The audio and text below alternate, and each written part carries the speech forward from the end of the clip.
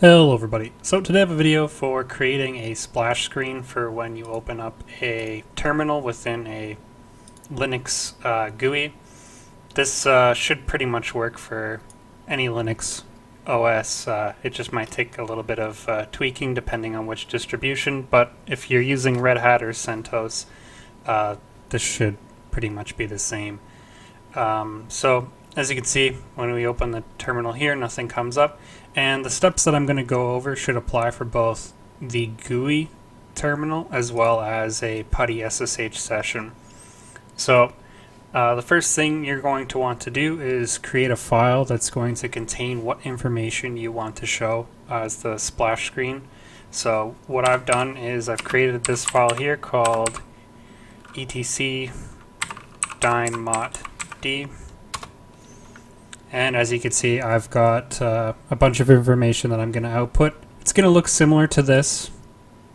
Actually, it's going to look exactly like that, but it's going to have these variables instead. So if you want to copy the script to multiple systems, then it should work for each system you copy it to. The only difference would be, I should say, I didn't originally write this entire thing. I got it somewhere, I can't remember now, but I have made modifications to it, and like for example, to show the OS, I know what it is, so I don't really need to say it, but like that would appear down here, and it's pretty much just directly calling this one single entry from the etc release line. So if you wanted to do something like that, there might be a better way, a little bit more of a universal way, instead of having to copy, or say for example, if you copied this to a CentOS machine, then this line wouldn't work. So you'd have to come in and change it for that. And that also goes for the disk line here. I only wanted to show the disk root usage. So for me, that's dev sda3. The way that appears might show up differently on different Linux hosts, so just keep that in mind too. But the rest of the values there, I believe, should work on most Linux systems. So once you have something like this set up, and I'll actually have this in the description of this video in case you do want to copy it, but you can go ahead and save the file by hitting escape, then colon, right, quit, exit.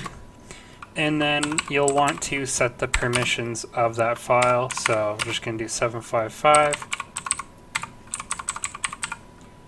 Okay, so before you go ahead and change anything else, you should run that, just so that way we see that it pulls up everything correctly. Okay, so all of the values were populated correctly.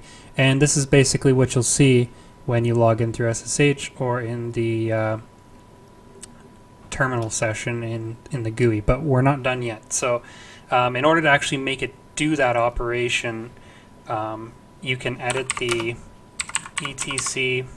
Actually, first you should probably make a copy of it. I mean, we're only making one change, but I do recommend this when you're making changes to system files. So create a copy of -rc.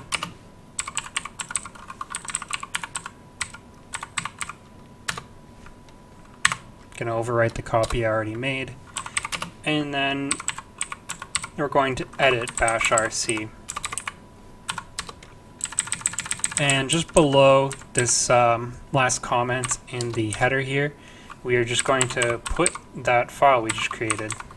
So in this case it was etc dyn-mot-d, and now we are going to save that. So just to show that it works with PuTTY, I'm going to close this.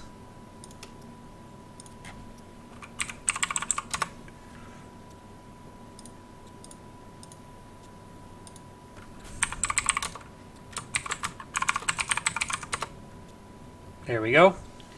And I think it'll also work if you just do a change user. So I'm going to switch to one of my other users here. So there you go. It'll work for different users on the same system. And now we will also show, I'll open up a new terminal here, and we should get that splash screen here as well. There we go. So the same thing would apply if you're logged in as a different user in the GUI. But that's pretty much it. I just wanted to do a quick video for this because when I was originally looking up how to do both on a system, I never really got a solid answer, or they were way more complicated than I thought they should be. So I hope this video was helpful for you. If you have any questions or comments, leave them down below. And as always, thanks for watching.